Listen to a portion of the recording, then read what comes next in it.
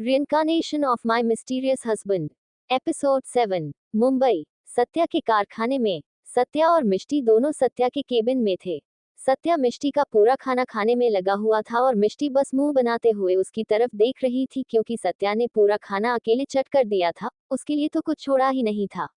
वो अभी सत्या से शिकायत कर ही रही थी कि तभी केबिन का दरवाजा खुला और हर्षिका अंदर की तरफ आई।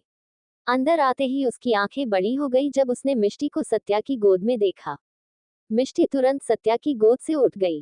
वही सत्या ने उसका हाथ पकड़कर उसे रोक लिया था ताकि मिष्टी ऐसे वहां से जाए ना। वही सत्या अब हर्षिका की तरफ देखते हुए बोला, तुम यहाँ पर। हर्षिका थोड़ी हड़बड़ाकर बोली, वो भाव मैं मिष्टी को लेने के लिए आई थी, वो अम्मा के पैर में काफी दर्द हो रहा है। तो अम्मा का दर्द तो आपको पता ही है, मिष्टी के हाथों की मालिश से ही दूर होता है। मैं बाहर मिष्टी को ढूंढ रही थी, तभी किसी ने बताया कि वो आपके केबिन में है, तो मैं सीधा केबिन में आ गई। सत्या ने कुछ ज्यादा रिएक्ट नहीं किया और मिष्टी की तरफ देखते हुए बोला, जाएगी अम्मा के पास या फिर मैं खुद जाऊं?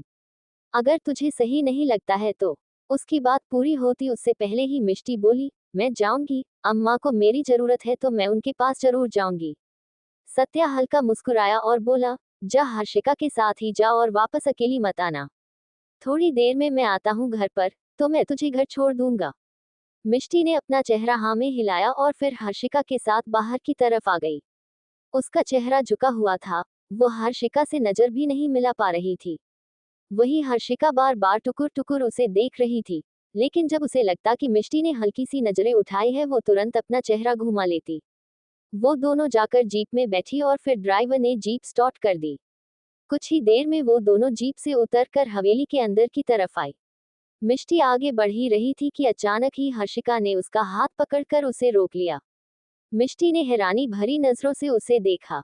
हर्षिका मिष्टी की तरफ देखते हुए बोली, क्या तुम्हारे और सत्या भाव के बीच कुछ चल रहा है? मेरा मतलब है, क्या तुम सत्या भाव से प्यार करती हो? उसका वो सीधा सीधा सा सवाल सुनकर मिष्टी चौंक गई। उसे समझ नहीं आ रहा था वो क्या जवाब दे।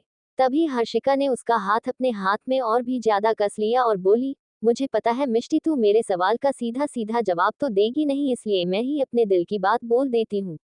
मुझे शक तो था सत्या भाव पर कि जरूर उनके दिल में किसी के लिए कुछ तो है, लेकिन वो तू होगी इस बात का अंदाजा मुझे नहीं था। पर मैं बहुत खुश हूँ, क्योंकि मैं जानती हूँ जो प्यार मेरे सत्या भाव को नहीं मिला तो वो उन्हें पक्का देगी। मेरे सत्या भाव ना एकदम कड़क नारियल जैसे हैं, ऊपर से बिल्कुल सख्त और अंदर से एकदम मुलायम। उसकी बात सुनकर मिष्टी अपना चेहरा झुकाए अब हल्का हल्का मुस्कुरा रही थी। हर्षिका उसके एक्सप्रेशंस देखकर बोली, अब तो मुझे कंफर्म हो गया, जो मैंने कारखाने में ऑफिस में देखा वो मेरी आंखों का कोई वहम नहीं था। अब तू और सत्या भाव सच में एक दूसरे से। मिष्टी ने जल्दी से उसके होठों पर अपनी उंगली रखी और अपने आसपास देखने लगी। हर्षिका तुरंत बोली, फिक्र मत कर, कोई हमारी बातें नहीं सुनेगा, बस तू मेरे सत्या भाव का ख्याल रखना, बाकियों से तो वो खुद निपट लेंगे। मिष्टी उसकी बात का अब कोई और जवाब दे ही नहीं पाई। बस उसने अपना चेहरा हल्का सा हाँ में हिला दिया। तभी उसे सत्या की बात याद आई कि बस मुंडी हिलाती रहा कर, कुछ बोलना मत। वो अब जल्दी से बोली, मैं पूरी कोशिश करूंगी।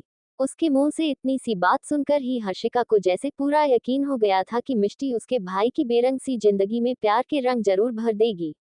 मिष्टी हल्का सा मुस्कुराते हुए बोली, अब हम अंदर चले, अम्मा को मेरी जरूरत होगी ना? हर्षिका जल्दी से बोली, सिर्फ अम्मा को ही नहीं, अब तो तेरी जरूरत भाव को भी बहुत है। उसकी बात सुनकर मिष्टी के चेहरे पर शर्म की लाली आ गई। वो तुरंत अपना चेहरा झुकाते हुए अंदर की तरफ बढ़ गई। वही अपने कमरे की बालकनी में खड़ी साक्षी उन दोनों की तरफ भी देख रही थी। उसे ये तो नहीं पता कि उन दोनों के बीच बात क्या हुई, लेकिन उन दोनों के बीच हो रही खुसुर पुसुर से इतना तो उसे साफ पता चल रहा था कि शायद उन दोनों के बीच सत्या को लेकर ही बात हो रही है। वो दांत पीसते हुए बोली, लगता है सत्या के साथ साथ सत्या की बहन को भी तुमने अपने जाल में फंसा लिया है मिष्टी। मानना पड़ेगा, काफी अच्छी खिलाड़ी हो तुम, पर तुम्हारे सामने भी कोई कच्चा खिलाड़ी नहीं है। मेरे प्लान के मुताबिक अब तुम आ तो गई यहाँ पर, अब दिखाती हूँ मैं तुम्हें तुम्हारी औकात। ये बोलते हुए उसके चेहरे पर इविल स्माइल आ गई थी और वो अपने रूम से बाहर निकलकर नीचे हॉल की तरफ आई, जहाँ पर बाहर ही बैठक में अम्मा बिस्तर पर लेटी हुई थी और मिष्टी उनके पैरों के पास बैठी उनके पैरों की मालिश कर रही थी। वो बड़े प्यार से अम्मा के पैरों को तेल लगाते हुए मालिश कर रही थी, जिससे अम्मा को काफी सुकून मिल रहा था। हर्षिका मिष्टी की तरफ देखते हुए बोली, वैसे मानना पड़ेगा वहिनी, मतलब मिष्टी तुम्हारे हाथों में जादू तो बहुत है। उसकी बात सुनते हुए मिष्टी के चेहरे पर हल्की हल्की मुस्कुराहट थी, लेकिन सीढ़ियां उतर रही साक्षी के चेहरे पर गुस्सा और भी ज्यादा झलकने लगा था। वो वहां पर आए और मिष्टी की तरफ देखते हुए बोली, ये बात तो तुमने बिल्कुल सही कही हर्षिका, मिष्टी के हाथों में जादू तो है, तभी तो वो इतनी जल्दी लोगों को अपने जाल में फंसा लेती है। उसकी बात सुनकर मिष्टी हैरानी से उसकी तरफ देखने लगी। साक्षी जल्दी से अपनी बात बदलते हुए बोली, मेरा मतलब है प्यार के जाल में। अब तुम ही देखो ना हर्षिका, मैं तो अम्मा से बोल रही थी कि उनके पैरों की मालिश मैं कर देती हूँ, लेकिन उन्हें मिष्टी ही चाहिए थी। जैसे मिष्टी उनके पास नहीं आई तो पता नहीं उनका क्या ही हाल होगा। कितना प्यार करती है वो मिष्टी से, और मिष्टी भी तो कितना प्यार करती है ना अम्मा से। मिष्टी उसकी बात सुनकर फीका सा मुस्कुराई। वो जानती थी कि साक्षी की बातों का असल मतलब क्या है। वही हर्षिका भी घूरते हुए साक्षी की तरफ देख रही थी। वो तुरंत बोली, मिष्टी है ही इतनी प्यारी कि हर कोई उससे प्यार करता है, वरना कुछ लोग तो सिर्फ नफरत के लायक होते हैं। ये बोलते हुए वो मिष्टी के पास आ गई और उसके कंधे पर हल्का सा अपना हाथ रखकर साक्षी की तरफ देखने लगी। वो जानती थी कि साक्षी जरूर मिष्टी को तंज कस रही है। मिष्टी तुरंत बोली, मैंने अम्मा के पैरों की मालिश कर दी, अब मैं चलती हूँ। ये कहकर जैसे ही वो वहां से जाने लगी, साक्षी ने तुरंत उसका हाथ पकड़कर उसे रोका और फिर हर्षिका की तरफ देखते हुए बोली, प्यार लेना और देना बहुत अच्छा होता है, लेकिन कई बार प्यार से ज्यादा जरूरत इंसान को किसी और चीज की होती है। मिष्टी हमारे कारखाने में नौकरी करती है, नौकर है वो हमारी। सिर्फ हमारे प्यार से तो उसका घर नहीं चलेगा ना, हमें उसे बख्शीश भी तो देनी होगी। ये लो मिष्टी तुम्हारी बख्शीश, तुमने हमारे घर में आकर हमारी अम्मा के पैरों की मालिश की, उसके लिए तुम्हारा बहुत बहुत शुक्रिया। ये बोलते हुए उसने अपने हाथों में पकड़े हुए 100 रुपए का नोट मिष्टी के हाथ पर रख दिया। मिष्टी की आंखों में नमी तैर गई। वहीं हर्षिका को भी साक्षी का ये बर्ताव बहुत बुरा लग रहा था। मिष्टी की आंखों में नमी देखकर साक्षी तुरंत बोली, क्या हुआ तुम्हें, कम लग रहे हैं क्या? लेकिन मेरे हिसाब से तो तुम्हारे लिए ये बिल्कुल सही है। इतनी ही औकात है तुम्हारी मिष्टी, इससे ज्यादा की नहीं है। और तुम्हारी औकात क्या है? तभी अचानक से वहां पर एक आवाज गूंजी। ये आवाज सुनकर सबने दरवाजे की तरफ देखा, जहां पर सत्या खड़ा था, जिसका चेहरा गुस्से से कांप रहा था और उसकी गुस्से भरी नजरें सिर्फ और सिर्फ साक्षी पर थी। उसे अपने सामने देखकर साक्षी भी हल्का सा कांप उठी। मिष्टी ने तुरंत अपना हाथ पीछे खींच लिया। उसने अपने एक हाथ में उस 100 रुपए के नोट को पूरी तरह से कस लिया था और अपने दूसरे हाथ से अपने आंसू साफ कर रही थी। सूर्यवंशी हवेली। हर किसी की नजरें सामने खड़े सत्या पर टिकी हुई थी, जो गुस्से से कांप रहा था, और उसकी गुस्से भरी नजरें सिर्फ एक ही शख्स पर टिकी थी और वो थी साक्षी। मिष्टी आंसू छुपाने की कोशिश कर रही थी, लेकिन सत्या से उसके आंसू छुप ही नहीं सकते थे। हर्षिका और अम्मा भी नमी भरी आंखों से मिष्टी की तरफ देख रहे थे। साक्षी ने जिस तरह से उसके साथ बर्ताव किया था वो सच में बहुत ज्यादा गलत था। बेशक से सत्या और मिष्टी के बीच कुछ भी हो, लेकिन उसकी इस तरह से इंसल्ट करने का हक साक्षी को बिल्कुल नहीं बनता था। सत्या अंदर की तरफ आया। साक्षी और मिष्टी दोनों एक दूसरे के आमने सामने खड़ी थी, लेकिन अब सत्या ने उसका हाथ पकड़कर उसे हल्का सा पीछे किया और खुद उसके आगे खड़े होकर साक्षी की तरफ देखते हुए बोला, तूने मिष्टी को, नहीं मिष्टी नहीं, मेरी बंगालन को क्या दिया? 100 रुपए। ये बोलते हुए उसने मिष्टी के हाथों से वो 100 रुपए लिए और फिर हल्का सा व्यंग्य से मुस्कुरा कर बोला, क्या क्या कहा तूने उससे कि उसकी औकात बस इतनी है? साक्षी दांत पीसते हुए बोली, खबरदार अगर तुमने मेरी इंसल्ट करने की कोशिश की सत्या, इस बार मैं चुप नहीं रहूंगी। सत्या गुस्से से गरजते हुए बोला, तो बोल ना, तुझे मना किया किसने? तू बोल, तेरे दिल में जो है, तेरे गंदे मुंह में जो भी तूने अंदर छुपा रखा है ना, उसे बाहर निकाल और तू मुझे ये वार्निंग देना बंद कर। सत्या वार्निंग वाला इंसान ही नहीं है, वो तो खुद बिना वार्निंग की गेम बजा देता है, तो तू उसे क्या वार्निंग दे रही है? साक्षी गुस्से से बोली, तुम इस लड़की के लिए, इस बंगालन के लिए मुझे इस तरह से सबके सामने। उसकी बात पूरी होती उससे पहले सत्या बोला, तो तू क्या चाहती है? तुझे अकेले कमरे में लेकर जाऊं? तुझे प्यार नहीं करना है जो तुझे अकेले कमरे में लेकर जाऊंगा, और इस सत्या में इतना दम है कि अगर उसे प्यार भी करना होगा ना तो वो सबके सामने कर सकता है। लेकिन बात इतनी है कि तुझे प्यार तो दूर, तेरी तरफ तो नजर उठाकर देखने का मन नहीं करता मेरा। और रही बात इस 100 रुपए की, तो तू रुक, मैं तुझे बताता हूँ किसकी कितनी औकात है। ये बोलते हुए उसने 100 रुपए का नोट अपने हाथ में लिया और उसे 4 टुकड़ों में फाड़ दिया। साक्षी बड़ी बड़ी आंखों से उसकी तरफ देख रही थी। अगले ही पल सत्या ने उसका हाथ अपने हाथ में लिया और उस पर उन टुकड़ों को रखते हुए बोला, ये औकात है तेरी, और रही बात मेरी बंगालन की, तो मैं तुझे बताता हूँ उसकी औकात क्या है। उसकी औकात ये है कि उसकी जेब में सत्या सूर्यवंशी है, और जिसकी जेब में सत्या सूर्यवंशी हो ना, उसके कदमों में दुनिया छोड़ जन्नत है। मेरी बंगालन मुझ पर राज करती है, मेरे दिल पर राज करती है। ये है उसकी औकात, और तू अगर मेरे पैरों पर अपना नाक भी रगड़ लेना तो भी मैं तुझे ढंग से बात तक ना करूं। आय बड़ी मेरी बंगालन को औकात दिखाने वाली। मिष्टी सत्या की तरफ देख रही थी और उसका कहा हुआ एक एक शब्द जैसे उसके दिल को छू रहा था, लेकिन डर उसे साक्षी से लग रहा था। वही साक्षी गुस्से से जबड़े कस रही थी। वो सत्या की तरफ देखते हुए बोली, तुम्हारी इतनी हिम्मत कि तुमने सबके सामने मुझे इस तरह से जलील किया सत्या। सत्या तुरंत बोला, जब तूने मेरी बंगालन को गलत बोला तो तूने देखा क्या यहाँ पर कौन खड़ा है और कौन नहीं? तो मैं तेरे वक्त क्यों किसी को देखूं? आज तक मैंने कभी किसी को कुछ कहा नहीं ना, लेकिन आज कहता हूँ। हाँ, मैं प्यार करता हूँ मेरी बंगालन से, और प्यार नहीं पागल हूँ मैं उसके लिए, और अगर किसी ने मेरी बंगालन की तरफ नजर उठाकर भी देखा ना तो बप्पा कसम मैं उसकी आंखें नोच लूंगा। ये बोलते हुए सत्या का चेहरा गुस्से से कांप रहा था। साक्षी गुस्से से तिल मिलाते हुए बोली, मुझे धमकी दे रहे हो तुम? अभी देखो मैं तुम्हारी धमकी की कैसे धज्जियां उड़ाती हूँ। ये बोलकर वो तुरंत मिष्टी की तरफ बढ़ने लगी। उसने मिष्टी का हाथ पकड़ा और बोली, गंदी लड़की, मेरे घर पर धाका डाल रही है तू। मेरा घर बर्बाद कर रही है। तुझे तो मैं छोड़ूंगी नहीं। ये बोलकर वो तुरंत मिष्टी को खींचते हुए बाहर की तरफ लेकर जाने लगी। सत्या अपनी जलती हुई नजरों से उसे देख रहा था। एक पल के लिए उसने खुद को रोका हुआ था, लेकिन अब अगले ही पल वो तुरंत उन दोनों के पास आया और एक ही झटके में उसने साक्षी का हाथ अपनी बंगालन के हाथ से खींचते हुए अलग कर दिया था, और फिर दूसरे ही पल साक्षी के गाल पर जोरदार तमाचा जड़ दिया था। साक्षी सीधा नीचे जमीन पर जाकर गिरी। सत्या मिष्टी की तरफ देखते हुए बोला, तेरे अंदर जुबान नहीं है क्या? सब कुछ मैं ही बोलूं? तू कुछ नहीं बोल सकती। मिष्टी रोते हुए उसकी तरफ देखने लगी और अटकती हुई आवाज में बोली, मैं क्या बोलूं? ये बोलते हुए उसके चेहरे पर उसका डर साफ नजर आ रहा था।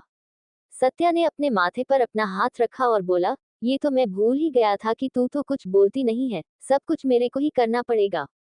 साक्षी नीचे जमीन पर पड़ी गुस्से से सत्या की तरफ देख रही थी, और अब सत्या एटीट्यूड से चलते हुए उसके पास आया। जितना वो मिष्टी के सामने प्यार और शरारत भरा होता था, उतना ही साक्षी के सामने कड़क बन जाता।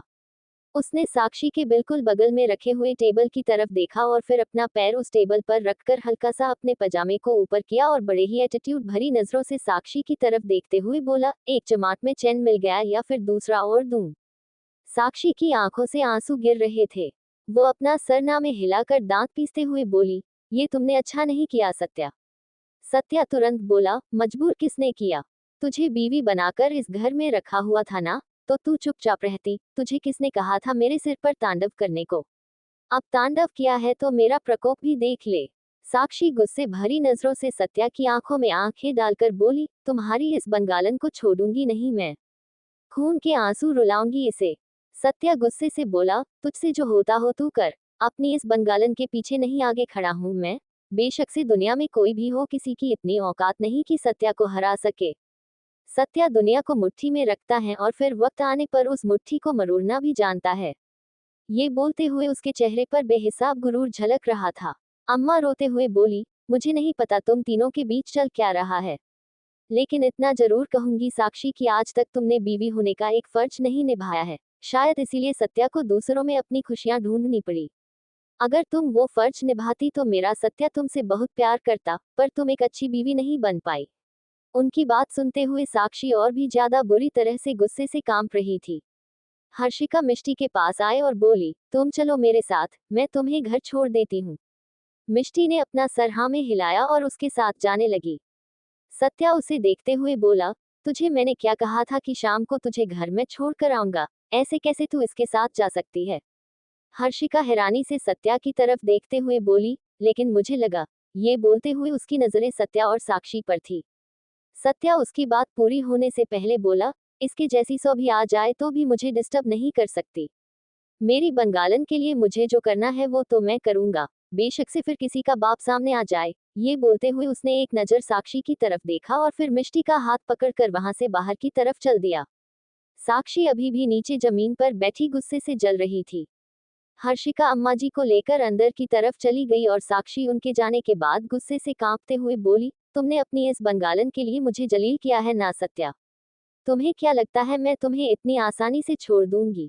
बेशक से मैं तुमसे जीत नहीं सकती, लेकिन जब मैं तुम पर वार करूंगी ना तो कोई भी तुम्हें मेरे वार से बचा नहीं पाएगा। साक्षी हूं मैं और साक्षी एक नागिन है और नागिन का जहर किसी के निकाले से नहीं निकलता। तुम्हारी इस बंगालन को अगर सरेआम सबके सामने बेइज्जत और जलील नहीं किया तो मैं भी साक्षी सत्या सूर्यवंशी नहीं। ये बोलते हुए उसकी सांसें बेहद गहरी चल रही थी। दूसरी तरफ मिष्टी जीप में बैठ चुकी थी और सत्या उसके साथ ड्राइविंग सीट पर बैठा था। मिष्टी ने अपना चेहरा झुकाया हुआ था। सत्या उसकी तरफ देखते हुए बोला, मेरे चेहरे पर कुछ लगा हुआ है क्या? मिष्टी ने तुरंत नजर उठाकर उसकी तरफ देखा। उसके चेहरे पर कुछ भी नहीं लगा हुआ था। वो धीमे से बोली, नहीं कुछ भी नहीं लगा। सत्या तिरछी नजरों से उसे देखते बोला, तो फिर तू मेरी तरफ देख क्यों नहीं रही? मिष्टी की आंखों में आंसू आ गए। वो रोते हुए बोली, मैंने कहा था आपसे मॉन्स्टर, हम दोनों का रिश्ता सही नहीं है। ना सिर्फ हम दोनों को तकलीफ सहनी पड़ेगी बल्कि बाकी लोग भी इसमें शामिल होंगे। मुझे नहीं पता आप में और साक्षी जी में क्या प्रॉब्लम है, क्यों आप दोनों का रिश्ता ऐसा है, लेकिन मैं किसी का घर नहीं तोड़ना चाहती। अभी वो बोल ही रही थी कि सत्या ने एकदम से गाड़ी रोकी और मिष्टी की तरफ देखते हुए बोला, तू किसी का घर नहीं तोड़ रही है बंगालन, तू तो किसी का घर बसा रही है। अपने मॉन्स्टर का घर बसा रही है। मैं नहीं करता साक्षी से प्यार और ना ही मैं शादी को मानता हूँ। मैं बस तुझसे प्यार करता हूँ। क्या प्यार करना गलती है? अगर गलती है ना तो दे दे तुझे मुझे जो भी सजा देनी है, लेकिन ये फालतू की बातें मत किया कर। मेरा दिमाग घूमता है। पहले वो साला साक्षी कम परेशान करती है क्या, जो तू भी परेशान करने लगी? तुझे छोड़कर तो मैं किसी और के पास जा भी नहीं पाऊंगा। मिष्टी गुस्से से उसे देखने लगी। सत्या तुरंत बोला, गुस्सा तो बहुत आता है तुझे। मिष्टी अपना चेहरा घुमाकर बोली, मुझे आपसे बात नहीं करनी। सत्या हल्का सा मुस्कुरा कर बोला, बात नहीं करनी मत कर, प्यार कर ले। मिष्टी के चेहरे पर हल्की हल्की सी मुस्कुराहट आ गई। आंखों में नमी भी थी लेकिन वो मुस्कुराहट भी बहुत ज्यादा प्यारी थी। सत्या उसकी तरफ देखते हुए बोला, ए बंगालन माझा कड़े पहा। मिष्टी मुंह बनाते हुए बोली, मुझे मराठी नहीं आती। सत्या उसे गहरी नजरों से देखते हुए बोला, मेरे दिल की बातें समझनी तो आती है ना? मेरे दिल की भाषा तो आती है तुझे, तो बस फिर समझ जा, तेरा ये मॉन्स्टर तुझसे क्या कहना चाहता है। मिष्टी की आंखों में अचानक ही आंसू आ गए और रोते हुए बोली, आप जो कहना चाहते हो वो कैसे समझूं मैं मॉन्स्टर? दुनिया वाले हमें जीने ना देंगे। सत्या गुस्से से बोला, मैं दुनिया वालों की माँ बहन एक कर दूंगा। मिष्टी ने तुरंत पलटकर उसे घूर कर देखा और बोली, फालतू की बातें मत किया कीजिए, गाली गलौज करने को नहीं बोला है। सत्या जल्दी से बोला, तो और क्या उम्मीद करती है तू मुझसे? मैं ऐसा ही हूं और तुझे मुझे ऐसे ही बर्दाश्त करना पड़ेगा। तुझसे प्यार से बात करता हूं ना, इतना काफी है। पूरी दुनिया का ठेका नहीं लिया इस सत्या ने, और जो मुझे और मेरी बंगालन की तरफ गंदी नजरों से देखेगा ना, उसे तो मैं सच में बिल्कुल भी नहीं छोड़ूंगा, बेशक से फिर वो कोई भी क्यों ना हो। तू सिर्फ प्यार नहीं है मेरा, मेरा सब कुछ है। बस ये समझ ले कि तू सांसें है मेरी, तुझ बिन मैं कुछ भी नहीं। मिष्टी ने उसकी बातों का कोई जवाब नहीं दिया, बस प्यार भरी नजरों से उसे देखते हुए उसके हाथ पर अपना हाथ रख दिया। सत्या उसका ये इशारा महसूस कर मुस्कुराया। उसका दिल जोरों से धड़क रहा था। उसने तुरंत गाड़ी वापस घुमा दी। मिष्टी हैरानी से उसकी तरफ देखते हुए बोली, आप वापस गाड़ी क्यों घुमा रहे हैं? क्या हुआ? प्लीज अब वापस से हवेली मत चलिएगा, पहले ही वहां पर बहुत कुछ हो गया। आप मुझे जल्दी से घर छोड़ दीजिए, वैसे भी छुट्टी का वक्त होने वाला है। सत्या उसकी बात सुनकर बोला, चुपचाप बैठी रह। तूने सोया मर्द जगाया है, अब तुझे इतना तो बर्दाश्त करना पड़ेगा। उसकी बात सुनकर मिष्टी उसे घूर घूर कर देखने लगी। मुंबई। मिष्टी को समझ नहीं आ रहा था उसने ऐसा क्या कर दिया जो सत्या अब उसे घर नहीं बल्कि कहीं और लेकर जा रहा है। और कुछ ही देर बाद अब गाड़ी सूर्यवंशी फार्म हाउस के बाहर आकर रुकी। मिष्टी की हैरानी अब और भी ज्यादा बढ़ गई। वो जल्दी से बोली, आप मुझे यहाँ क्यों लेकर आए? सत्या तुरंत बोला, बताया तो सोया मर्द जगाया ना तूने। अब जब तक थोड़ी सी नींद पूरी नहीं होगी तब तक मैं तुझे कहीं नहीं छोड़कर आने वाला। मिष्टी अब जाकर उसकी बातों का मतलब समझ रही थी और उसके चेहरे पर हल्की हल्की मुस्कुराहट थी। सत्या जीप से उतरकर दूसरी तरफ आया और अगले ही पल जब मिष्टी जीप से उतरने लगी सत्या ने उसे अपनी गोद में ले लिया। मिष्टी के हाथ तुरंत सत्या के कंधों पर आ गए और सत्या उसे और मिष्टी सत्या को हसरत भरी निगाहों से देखने लगी। सत्या उसकी तरफ देखते हुए बोला, कितनी हल्की है ना तू। मिष्टी मुस्कुराते हुए बोली, तो क्या आपको अच्छी नहीं लगती। सत्या शरारती मुस्कुराहट के साथ बोला, सोच रहा हूँ भारी कर दूं। मिष्टी की आंखें तुरंत बड़ी हो गई और उसने अपना चेहरा दूसरी तरफ घुमा लिया। सत्या उसकी इस अदा पर मुस्कुराया और उसे अंदर की तरफ ले आया। मिष्टी के हाथ अभी भी उसकी गर्दन पर लिपटे हुए थे। सत्या उसे अंदर बिस्तर पर ले आया और मुस्कुराते हुए उसकी तरफ देखने लगा। उसने पहले अपने हाथ पर बंधी हुई घड़ी उतार कर साइड में रखी। मिष्टी उसकी तरफ देखते हुए बोली, ऐसा भी क्या चल रहा है आपके दिमाग में। सत्या मुस्कुरा कर बोला, मेरे दिमाग में जो चल रहा है वो जान लेगी तो तेरा दिमाग काम करना बंद कर जाएगा, इसलिए सिर्फ अपने दिमाग पर ध्यान दे, मेरे दिमाग पर ध्यान देना छोड़ दे। मिष्टी हंसी और बोली, थाक थाक, आपनी एक नोम्बोरे बोका आछो। सत्या ने उसे घूर कर देखा और बोला, क्या क्या बोली तू मुझे। मिष्टी मुस्कुराते हुए बोली, मैंने आपकी तारीफ की है। सत्या हैरानी से बोला, सच में तूने बंगाली में मेरी तारीफ की है। मिष्टी ने जल्दी से अपना सर हाँ में हिलाया।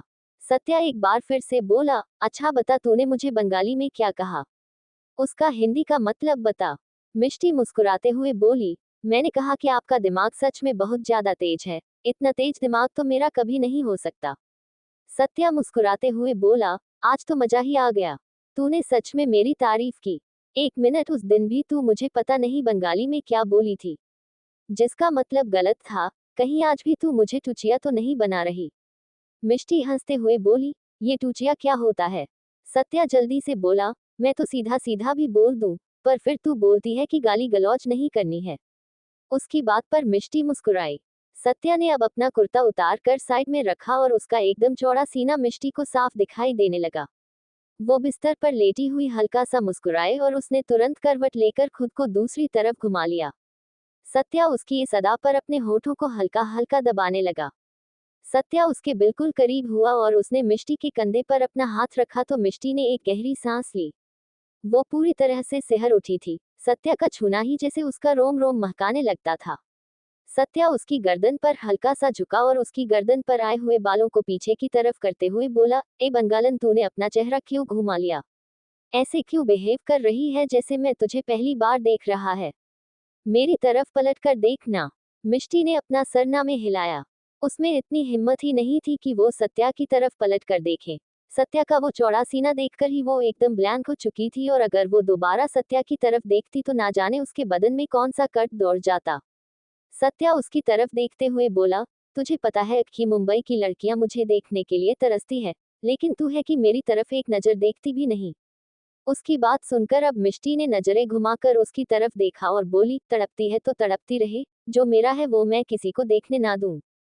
उसकी बात सुनते हुए सत्या ने अपनी बड़ी बड़ी आंखों से उसे देखना शुरू किया और बोला, क्या बात है, बड़ा प्यार आ रहा है आज तो मुझ पर हक जताया जा रहा है। मिष्टी ने अपने होठों को हल्का सा अपने दांतों में दबाया और एक बार फिर से करवट लेकर लेट गई। सत्या अब उसकी पीठ की तरफ देखने लगा। गहरी सांस लेने की वजह से उसकी पीठ भी एकदम मस्त नजर आ रही थी। सत्या उसकी पीठ पर झुका और उसकी ड्रेस की जिप के साथ खेलने लगा। मिष्टी ने जब उसकी हरकत को नोटिस किया तो तुरंत बोली, क्या कर रहे हैं आप। ये बोलते हुए वो वापस करवट लेने लगी थी। उसे डर लग रहा था कि कहीं सत्या उसकी जिप ना खोल दे, लेकिन जब तक वो करवट लेती तब तक सत्या अपनी हरकत को अंजाम दे चुका था। उसने मिष्टी की जिप को नीचे कर दिया था और अब मिष्टी की वो गोरी सी पीठ उसके सामने थी। सत्या उसकी पीठ की तरफ देखते बोला, ये बता चांद को तुझसे जलन नहीं होती होगी क्या।